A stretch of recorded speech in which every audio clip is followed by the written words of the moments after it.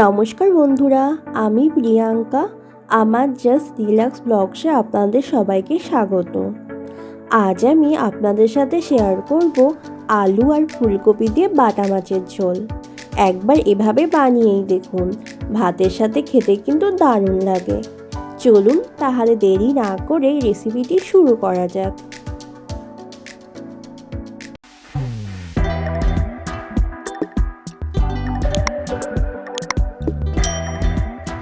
রেসিপিটি বানানোর জন্য আমি এখানে 500 গ্রাম বাটা মাছ নিয়ে নিয়েছি আর মাছটাকে ভালো করে কেটে ধুয়ে নিয়েছি। আর নিয়ে নিয়েছি দুটো আলু, আলুটাকেও ভালো করে কেটে ধুয়ে নিয়েছি। আর নিয়ে নিয়েছি একটা ফুলকপি, ফুলকপিটাকে কেটে আমি নুন আর জলে ভিজিয়ে রেখেছি। আর মশলার জন্য নিয়ে নিয়েছি কয়েকটা শুকনো লঙ্কা, কয়েক টুকরো আদা, কয়েকটা কাঁচা লঙ্কা আর 1 চামচ গোটা জিরে। এবার মশলাগুলোকে পেস্ট করে নেব। দেখুন মশলাটা পেস্ট করা হয়ে গেছে। এবার মাছগুলোকে নুন আর হলুদ মাখিয়ে নেব। এর জন্য দিয়ে দেব 1/2 চামচ নুন আর 1/2 চামচ হলুদ। এবার নুন আর হলুদটাকে ভালো করে মাছগুলোর সাথে মিশিয়ে নেব।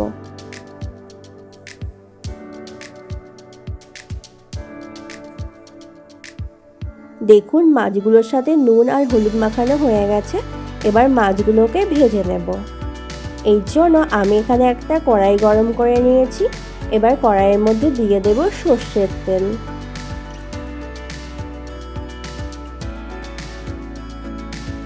দেখুন তেলটা গরম হয়ে গেছে। এবার একে একে মাছগুলো দিয়ে ভেজে নেব। তবে হ্যাঁ, মাছগুলো কিন্তু খুব কড়া করে ভাজবেন না, হালকা করে ভাজবেন। কড়া করে ভাজলে কি হয় বলুন তো, ওটা যখন ঝোলে দেবেন না, মাছের উপরের চামড়াটা শক্ত হয়ে যায়, ফলে খেতে আর ভালো লাগে না।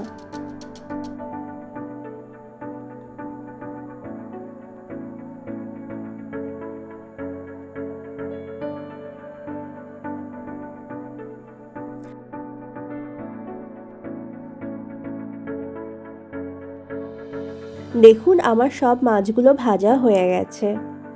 এবার ওই তেলের মধ্যে আলুগুলো দিয়েও ভেজে নেব। আর হ্যাঁ, আলুগুলো ভাজার সময় অবশ্যই একটু নুন দিয়ে ভাজবেন, তাহলে আলুগুলোর মধ্যে নুনটা খুব ভালো ঢুকে যায়। দেখুন আলুগুলো ভাজা হয়ে গেছে। এবার এগুলোকেও তেল থেকে ছেঁকে তুলে নেব। এরপর ওই তেলের মধ্যে দিয়ে দেব ফুলকপি। আর ফুলকপিগুলো যাতে ভালো কালার হয় তার জন্য দিয়ে দেব 1/2 চামচ হলুদ। এবার ফুলকপিগুলোকেও ভালো করে ভেজে নেব।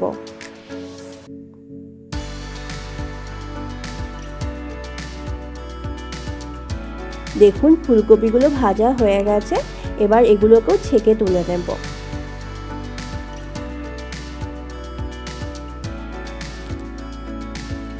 এবার ওই তেলের মধ্যে ফোড়নের জন্য দিয়ে দেব কালো জিরে। কালো জিরেটাকে একটু নাড়াচাড়া করে ওর মধ্যে দিয়ে দেব পেঁয়াজ বাটা। আমি এখানে দুটো মিডিয়াম সাইজের পেঁয়াজ নিয়ে সেটাকে পেস্ট করে নিয়েছি। এবার পেঁয়াজটাকে একটু নাড়াচাড়া করে ওর মধ্যে দিয়ে দেব আগে থেকে বানিয়ে রাখা বাটা মশলাটা। এবার মশলাটাকে ভালো করে পেঁয়াজের সাথে মিশিয়ে নেব, যতক্ষণ পর্যন্ত না কাঁচা গন্ধটা চলে যাচ্ছে।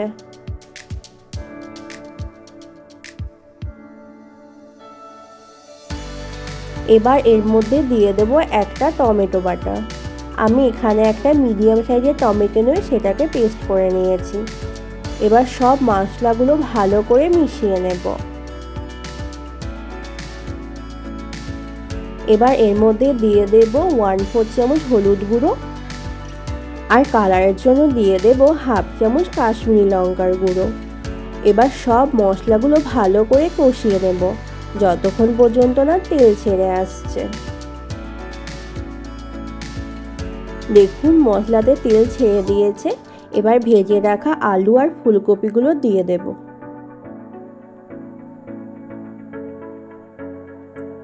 এবার আলু আর ফুলকপিটাকে ভালো করে মশলার সাথে কষিয়ে নেব।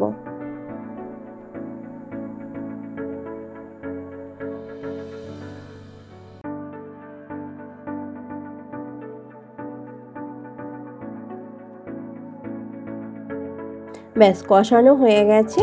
এবার এর মধ্যে দিয়ে দেব গরম জল। আমি কিন্তু রান্নাতে অলওয়েজ গরম জল ইউজ করি, কারণ রান্নাতে গরম জল ইউজ করলে রান্নার টেস্টটা দ্বিগুণ বেড়ে যায়। এবার এর মধ্যে দিয়ে দেব স্বাদ অনুযায়ী লবণ। এবার ঝোলটা ফুটে উঠলে এর মধ্যে ভেজে রাখা মাছগুলো দিয়ে দেব। মাছগুলো দিয়ে আরও কিছুক্ষণ ফুটিয়ে নেব, যাতে মাছের মধ্যে নুন আর ঝোলটা ঢুকে যায়।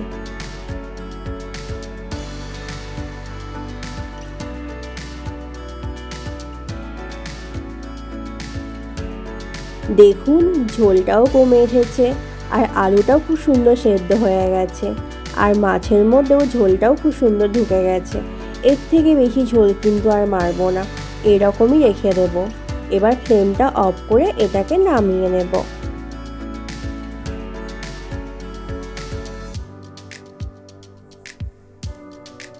আপনারা কিন্তু অবশ্যই রেসিপিটি বাড়িতে ট্রাই করবেন, আর কেমন খেতে হলো আমাকে কিন্তু জানাতে ভুলবেন না। আমার চ্যানেলে নতুন বন্ধুদের চ্যানেলটিকে সাবস্ক্রাইব করার অনুরোধ রইল, আর পাশাপাশি বেল আইকনটিকেও প্রেস করে রাখবেন, তাহলে আমি যখনই কোনো নতুন রেসিপি শেয়ার করব আপনাদের কাছে নোটিফিকেশান পৌঁছে যাবে। ব্যাস রেডি হয়ে গেল আজকের রেসিপি আলু ফুলকপি দিয়ে বাটা মাছের ঝোল। এবার গরম গরম এটা ভাতের সাথে পরিবেশন করুন, খেতে জাস্ট জমে যাবে। আজ তবে এই পর্যন্ত, ভালো থাকবেন, সুস্থ থাকবেন।